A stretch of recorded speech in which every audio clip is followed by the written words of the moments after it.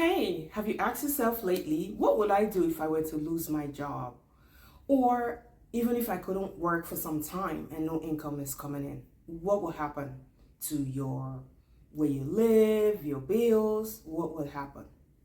That's something to think about. So let's talk about that. What you can do to ensure you have the resources there if you were ever to need it. Now, if you ask yourself that and you don't have anything saved or you have very little saved, at least to cover 6 months, let's talk about ways you can save and ensure that you have the resources available if anything like that were to happen. Because if you think about it today, it's on average, it's taking people 7 months to find a new job when they lose their job. So what happens in that 7 months? Before I delve in, I recently heard Kiki Palmer. She said she's learned to live below her means. And, she threw out some numbers there and gave examples, but she definitely lives below her means. Why? She said she had to file for bankruptcy at 18. I did not. That was news to me. At 18, and she learned from that. And the same way with us, we should be able to look at others and learn from, whatever mistakes they've made or whatever mistakes we've made. Tweak and move on. So if you don't have anything saved, first, you have to figure out, what is my monthly expenses? What's your monthly expenses for your housing, your basic needs, and then whatever debt you have?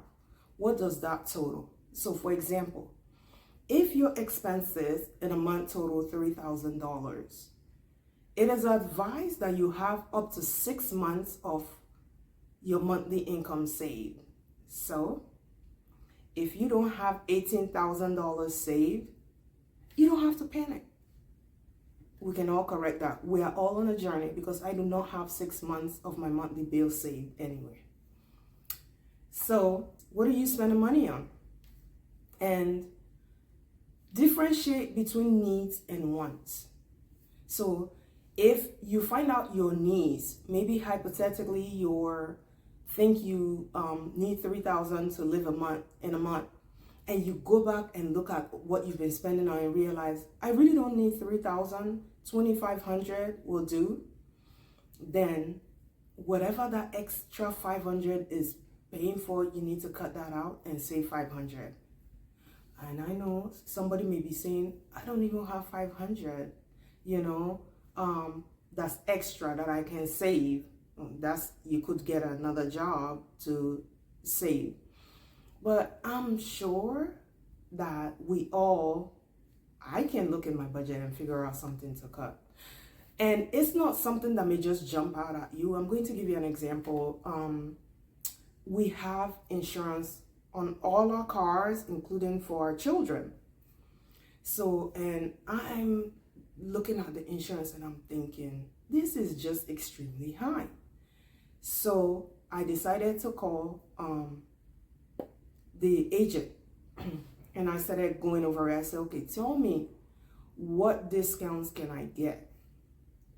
And, we went line by line. Then she said, oh, you are not getting the, if you have teenagers and if they have good grades, you can get a 10% discount. Now, mind you, somehow they dropped the 10% because it was already part of that, initially when I signed up and gave them the report cards, we had that discount. So I have no idea, somehow that discount was dropped off. Don't ask me, I don't know. But right then and there, that saved us like over $100 a month. So those are things when I say look at your expenses, you can always call your cell phone carrier just to see if there's some sort of a discount or something that may help you reduce your monthly payment. And do that for everything you pay monthly, be it cell phone, internet, auto insurance. It does not hurt to try. So imagine you had auto insurance, and like for us, where we are saving a little over $100 a month. That's $100 that can go into savings for an emergency fund. Now, some people are averse to getting a roommate. I have no idea why. And I just think we should all think of it in terms of temporary. It's not permanent. If you need to get a roommate, just because you have a goal, once you reach that goal, you can make alternate arrangements. Consider getting a roommate and cutting your housing expense significantly lower. I was on YouTube yesterday and I saw a lady that she makes magnets. And she does very well. It's time consuming, but she's doing well. It's her own business. She's doing from her home. So sometimes it takes thinking out the box. Consider, what business can you do? What can you do to bring in extra income? Yes, you can go clock in at a job and get money, but the money you make is limited. Whereas if you had your own business, you could make a whole lot. So consider doing a side business. You may not be able to save 18,000 that quickly, but just that little by little. And I think sometimes that's what we all need to do, because if you look at the big amount, it becomes overwhelming. But take it little by little. Can you save 500 a month? Or if not 500, 200, 1,000, what can you do? Just do. The key is just starting. And before you know it, it'll grow.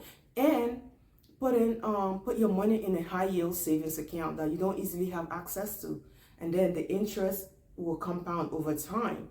If you want to know about some high yield savings account where you can save your money, check out this video right here.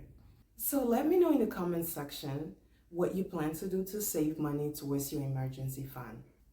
Thanks for watching. If you like what you've heard, hit the thumbs up button, subscribe to the channel, and I will see you next time. Bye.